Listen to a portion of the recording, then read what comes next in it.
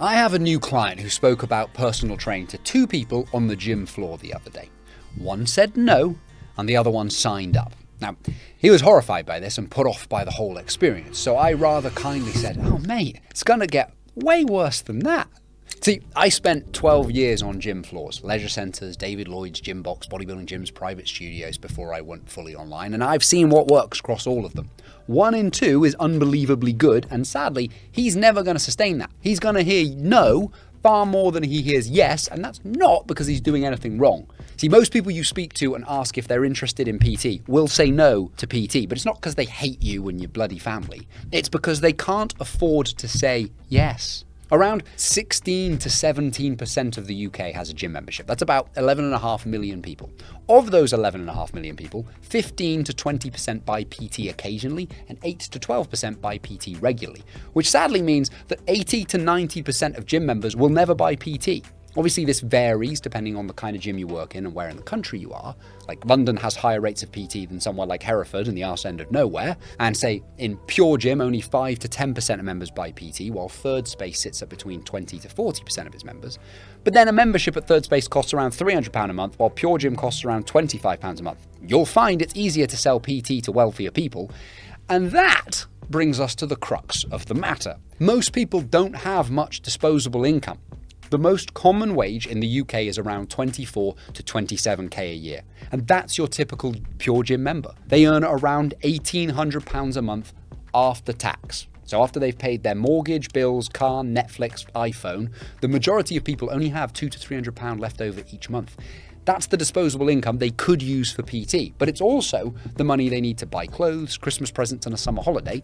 I don't know about you, but if I'm left with the choice of regular PT or a trip to the Canaries, I know which one I'm picking and it's not the one with burpees. Might be willing to do a few months of PT if I had a very specific outcome in mind, but I can't afford to do it regularly because it uses up all my disposable income. Those are the people who buy PT occasionally. You could be the greatest trainer on earth and you'll still never get those people to be long-term clients because they genuinely can't afford it. Contrast that to the typical Third Space member who does not earn £24,000 a year. They earn 100 grand plus a year. They have much more disposable income and can often choose to have PT regularly without having to give anything else up at all. So where you work and who you're dealing with plays a massive role in the likelihood of your success as a PT.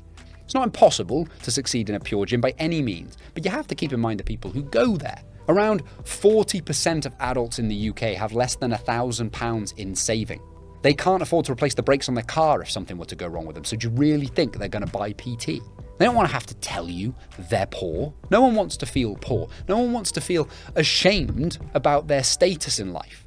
Having to tell someone you can't afford something hurts your pride. Everyone wants to feel like just money isn't something they have to think about.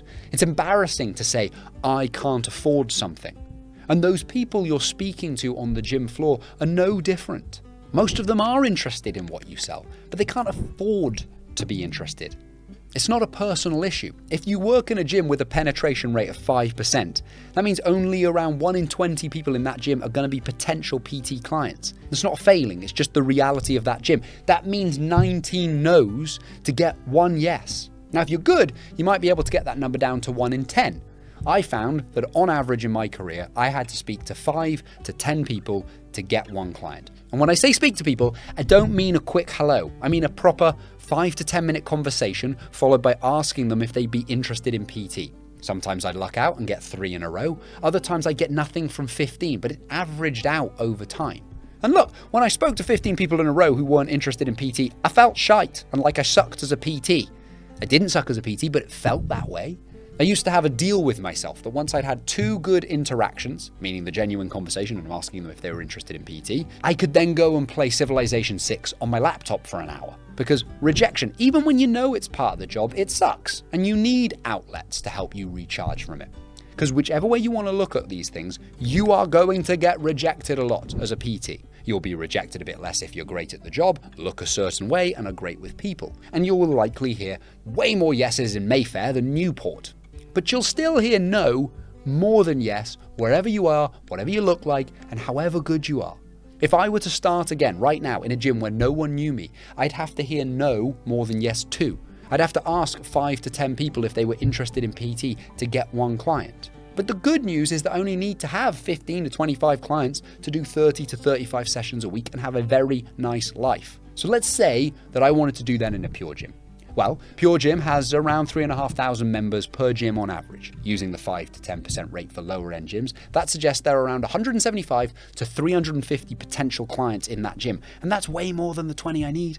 But it also means more than 3,000 members who are likely to reject me. As a PT, I have to make peace with that. Doesn't mean it feels great to be told no or that you're supposed to love rejection. Like, honestly, no part of me misses walking the gym floor. I don't miss standing in the staff room, psyching myself up, or scanning the treadmills for who I thought was the least intimidating, or partially dreading the gaps in my diary because I knew I should be out on the floor, getting to know people who don't know I exist yet. But if you work in a commercial gym, there is no better lead generation tool in existence. You won't have to do this forever. It's just a few years.